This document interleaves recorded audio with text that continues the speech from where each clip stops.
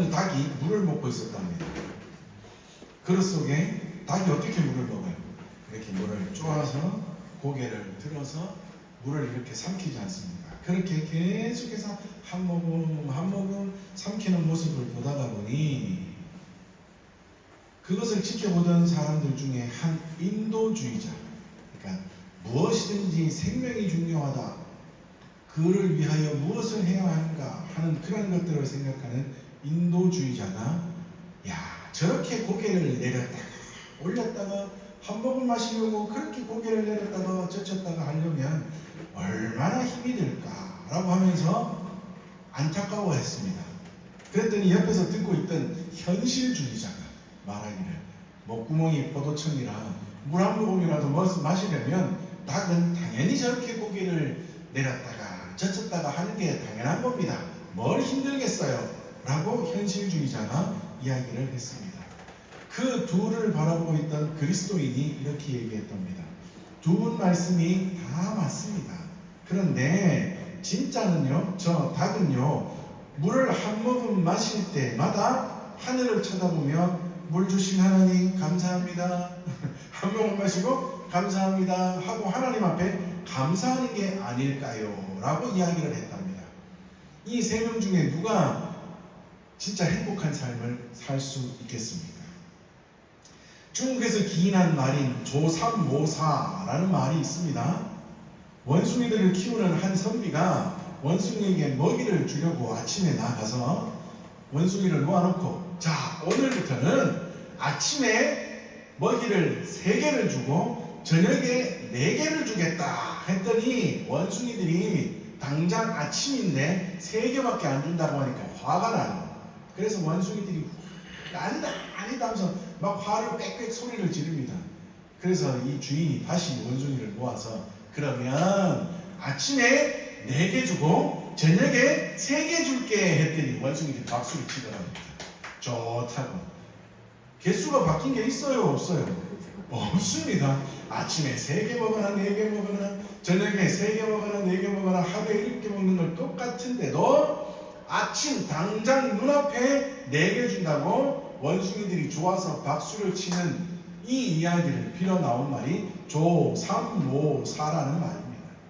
그러니까 당장 눈앞에 있는 것에 만족해하며 좋아하는 어리석은 원숭이의 모습을 이야기합니다. 그런데 이 모습이 꼭 누구의 모습 같아요? 우리가 하나님 앞에 살아갈 때의 우리의 모습 같지 않습니까? 하나님께서는 데살로니가전서 5장 18절에 범사에 감사하라. 다시 말하면 무릇 모든 일에 모든 상황 가운데 항상 너희들의 삶을 지키시는 하나님을 기억하며 감사하라 말씀하시는데 우리는 어떻게 감사할까요? 좋을 때만 감사하고 조삼모사처럼 감사할 때가 많이 있지 않는지 우리는 우리의 모습을 다시 한번 기억해 봐야 합니다. 오늘은 우리가 매주 감사주일로 지킵니다. 지난주에 광고를 드리면서 잠깐 말씀드린 것처럼 이 매주 감사주일이 우리는 추수감사주일을 더 크게 감사주일로 여기기에 매주 감사주일이 그냥 마치 상반기를 지나가는 것처럼 보이지만 또 우리의 옛날 어른들, 그러니까 초기 우리 그리스도인들의 모습을 보면 농사하는 모습에서 가을에 별을 추수하여 하나님 앞에 감사하는 것이 어떻게 보면 우리 한국 정서에서는 더 큰 것처럼 생각이 되어서 추수감사주의를 더 크게 여기는 것처럼 되어 있지만 성경적으로 본다면 이 맥추감사주일이 어떻게 보면 더 큰 의미가 있기는 합니다. 왜냐하면 그 사람들은 3월에서부터 6월, 7월 요 기간에 대부분의 곡물들을 다 추수해요. 밀, 거기는 벼가 없으니까 밀 또는 뭐가 있어요? 귀리 이러한 더운 지방에서 자라는 그러한 곡식들을 그때에 다 추수한다고 이때에. 그러니 그들은 하나님께서 말씀하시는 요때 이 초실절, 매추절이 더 큰 의미에서 감사주일입니다. 그런데 우리 한국 교회의 절기로는 이 매추감사주일 그냥 어떻게 보면 보리를 추수해서 있으니 그리고 또 어떻게 보면 이 한 해의 절반쯤이 되니 이때 하나님 앞에 감사하는 시간을 가지자라는 의미에서 그냥 넘어가는 것처럼 이해가 된다는 거예요. 그래서 마치 그냥 절기로서 헌금해야 하는 일, 절기로서 뭐 해야 하는 일에만 집중하는데 진짜로는 그게 아니라 어떤 성경적인 의미에서 보면 추수감사주의는 은밀히 따지면 사람이 어떻게 만든 절기라고 할 수 있잖아요. 그러나 이 맥주감사주의는 진짜 하나님이 정하신 절기라고 우리는 알 수 있어요. 더 큰 의미, 더 깊은 생각을 해야 되는 절기가 아닐까 생각합니다. 그렇게 지키는 맥주감사주의로 과연 그렇다면 우리는 어떠한 모습으로 하나님 앞에 감사하며 살아가야 할지 오늘 말씀을 통해서 함께 은혜를 나누기를 소망합니다. 말씀드린 것처럼 맥주감사주일은 맥주절은 이스라엘의 3대 절기 중에 하나입니다. 한 해에 처음 익은 열매를 거두어 수확하며 감사하는 절기예요. 그리고 이를 성경은 초실절이라고 부르기도 하고 6월절이 지난 다음 7번째 안식일, 그러니 주일이 7번 지나는 7번. 한 주일이 며칠이에요? 7일. 그러면 7 주일을 지난다는 말은 며칠이에요?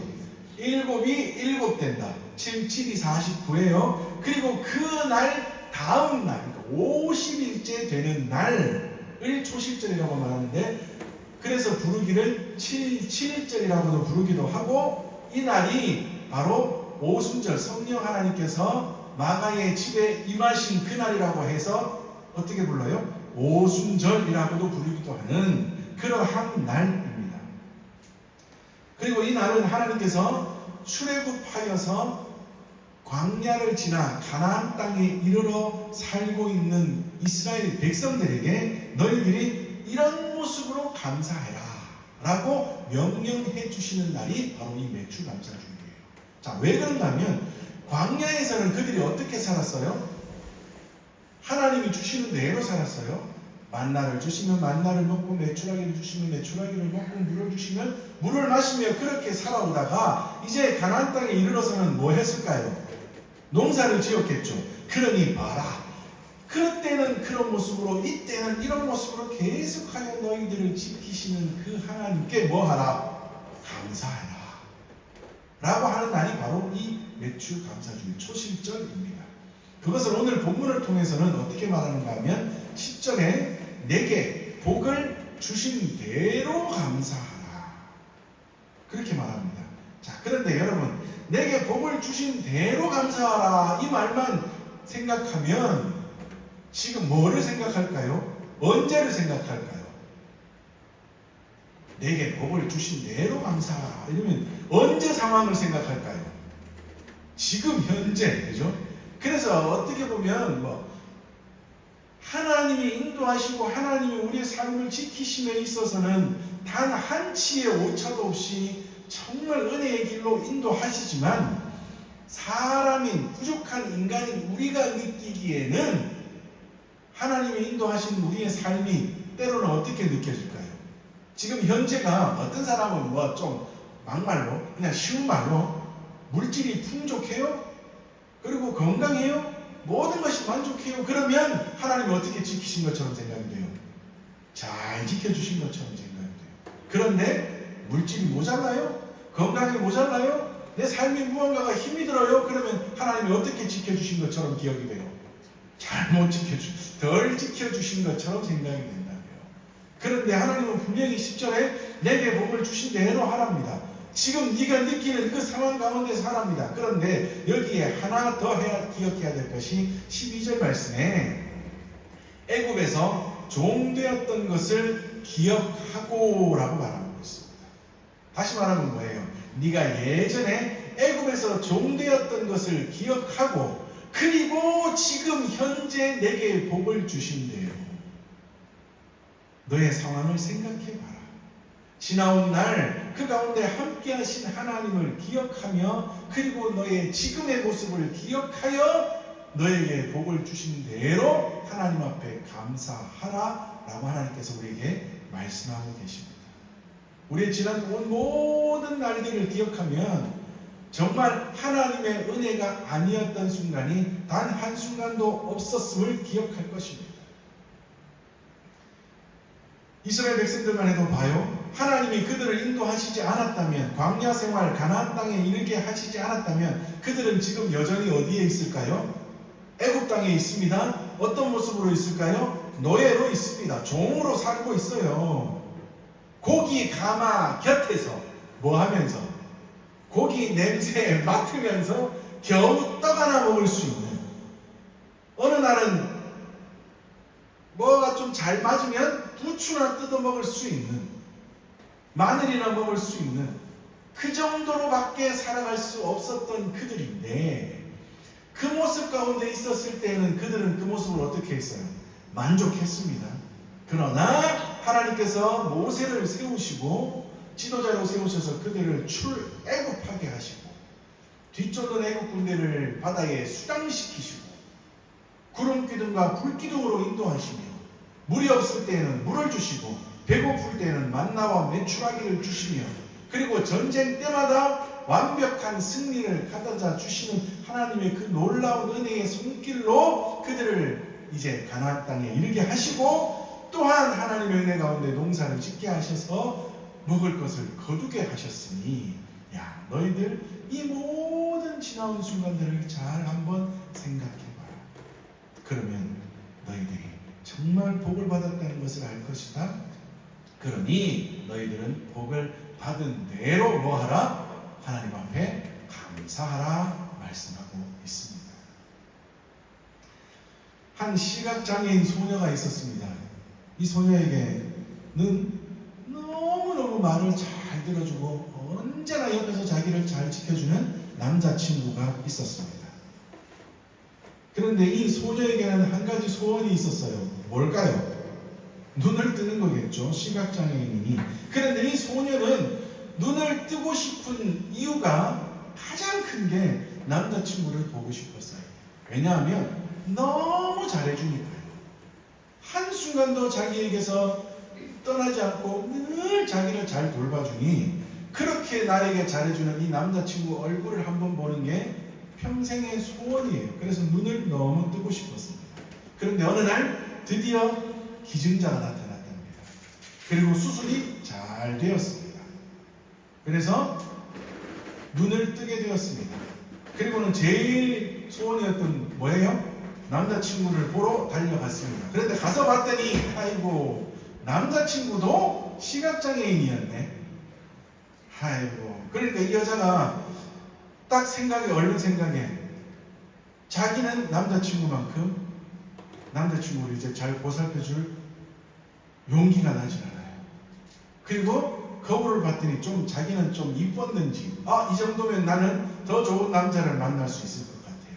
그래서 그 남자친구에게 미안하지만 나는 너와 더 이상 만날 수 없다 라고 하면서 결별을 통보하고는 떠나버렸습니다. 그런데 그때 떠나는 여자친구에게 남자친구가 쪽지 하나를 건네주었습니다. 그리고 여자친구가 한참을 있다가 그 쪽지를 봤더니 뭐라고 적혔게요? 그게 이렇게 적혔답니다. 부디 내 두 눈을 사랑해다오. 누구 눈이에요? 남자친구의 눈이었답니다. 이 소녀는 자신의 지난 날도 기억 못해요. 그리고 자기를 위하여 두 눈을 기증해준 이 남자친구의 사랑도 기억하지 못합니다. 이 이야기를 보면서 누가 생각이 날까요? 누가 생각이 나요? 바로 우리들의 모습이 아닐까 생각이 납니다. 우리의 허물과 죄로 죽었던 우리들을 살리기 위해서 독생자들 예수 그리스도를 우리에게 내어주신 하나님의 그 놀라운 사랑. 우리가 이거를 비유로 그렇게 들어서 될지는 모르겠지만, 우리가 설교하는 설교자들이 가끔씩 드는 비유 있잖아요. 나는 과연 내 아들을 누구를 위하여 희생할 수 있을까? 절대 못하잖아요. 절대 못하잖아요. 그러나 우리 하나님은 우리를 살리시기 위하여 독생자 아들 예수 그리스도를 희생하시며 이 땅 가운데 내어 보내시고 죽음의 길로 가게 하셨다.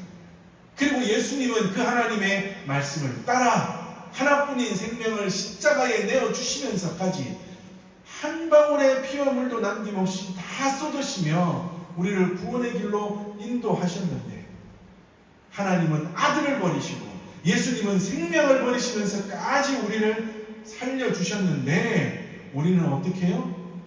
많은 순간에 그 놀라운 은혜, 그 은혜를 기억하지 못하고 살아갈 때가 얼마나 많이 있는지. 이 모든 상황들을 생각하고 기억하면 정말 하나님의 은혜가 우리의 삶 가운데 단 한순간도 미치지 않았던 때가 없었음을 우리는 기억합니다. 우리가 찬양으로도 그렇게 부르잖아요. 하나님 한 번도 나를 찬양하는 가운데 2절 찬양 가사가 뭐예요? 지나온 모든 세월들 돌아보아도 그 어느 것 하나 주의 손길 안 미친 것 전혀 없네. 오 신실하신 주. 정말 하나님은 신실하셨군요. 신실하셨군요. 하나님이 맞으셨군요. 그러나 우리가 생각할 때는 어때요? 이 순간에는 하나님이 계셨다가, 이 순간에는 하나님이 계시지 않으셨다가, 이 순간에는 하나님이 나를 붙드셨다가, 저 순간에는 하나님이 나를 놓치셨다가, 그렇게 지금까지 살아온 것처럼 우리는 생각합니다. 하나님은 독생자 아들 예수 그리스도를 버리시면서까지, 예수님은 생명, 하나뿐인 생명을 버리시면서까지 우리를 구원의 길로 인도하셨는데, 그래도 무언가가 모자란 것처럼 내게 만족이 없으니 자기의 눈을 주고 자기를 눈뜨게 했던 그 남자친구를 버리고 떠나버린 소녀처럼 우리도 때때로는 예수님 조금만요, 지금은 아닌가 봐요 하고 하나님을, 예수님을 밀어내고 내 힘으로 살아가고 감사하지 못할 때가 많이 있지 않는지, 우리는 이 말씀 앞에 우리를 잘 살피며 살아가야 할 줄 믿습니다. 우리 하나님은 언제나 우리를 버리시지 않고 놓치시지 않고 단 한순간도 우리에게서 눈을 떼시지 않고 늘 우리를 지키시며 인도하시며 오늘까지 우리와 함께 하셨음을 우리는 믿고 기억하며 하나님 앞에 감사하며 살아가는 하나님의 백성이 되어야 될 줄 믿습니다. 자, 그렇게 한 사람은, 그 은혜를 아는 사람은 어떻게 해야 될까요? 오늘 말씀에 즐거워하랍니다. 오늘 11절 말씀에 즐거워할지니라 라고 말씀합니다. 원래는 이 성경에서는 이 즐거워하라라는 말은요, 주로 마음 또는 영혼이라는 단어와 함께 씁니다. 그러니까 너희들 마음으로 즐거워하라, 영혼아 즐거워하라, 이렇게 쓰이는 거예요. 그리고 제가 종종 말씀드리잖아요. 이 성경에서, 고대 근동에서 이 성경에 쓰여졌을 이 당시의 이 사람들은 마음을 뭐라고 느꼈다고요? 전인격. 그러니까 마음으로 뭐 해라 이 말은 이 전체가 뭘 해라 이 말이에요. 그러므로 마음으로 즐거워하라 이 말은 다시 말하면 뭐예요? 네 온전 인격이, 너의 마음이, 너의 몸이, 너의 생각이, 너의 모든 것이 즐거워하라 라고 말합니다. 뭐를 즐거워하라고요? 지금까지 함께 하신 그 하나님의 은혜, 내게 복을 주신 것을 기억하며 하나님 앞에 즐거워하라. 그러며 하나님 앞에 감사해라 이 말씀입니다. 자, 그렇다면 우리가 하나님 앞에서 즐거워하는 것은 제일 먼저 해야 될 것이 뭘까요? 예배하며 즐거워하라 이 말입니다. 하나님을 예배하는 그 가운데서 가장 기쁘고 즐거워하며 하나님 앞에 나아가라 이 말입니다. 자, 그리고 오늘 우리가 읽은 본문 말씀에 곳곳에서 말하기를 내 하나님 여호와 앞에서 라고 말하고 있습니다. 내 하나님 여호와 앞에서 즐거워하라, 내 하나님 여호와 앞에서 기억하라, 그렇게 말씀하고 있습니다. 여기서 말하는 내 하나님 여호와 앞에서 라는 말은 얼굴에 이 말이에요. 앞에서 라는 말은 얼굴에, 다시 말하면 보는 앞에서. 그러면 우리 성경적으로 말하면, 우리 신앙적으로 말하면 뭘까요? 하나님의 임재하신 앞에서. 그러므로 너희들은 하나님이 임재하시는 모든 곳에서 하나님을 즐거워하며 하나님 앞에 예배하며 살아가라. 자, 그렇다면 하나님은 언제 임재하세요? 주일 11시에서 12시 요 예배 시간에 임재하십니까? 아니에요. 이때도 우리 예배 가운데 임재하시지만 언제요? 우리의 모든 삶 가운데 함께 하시는 하나님, 함께 하신다는 말이 우리에게 임재하셔서 함께 하신다 이 말이에요. 그리고 우리의 몸은 뭐라고요?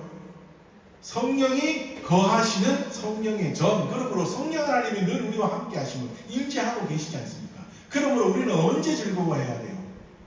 항상. 그죠?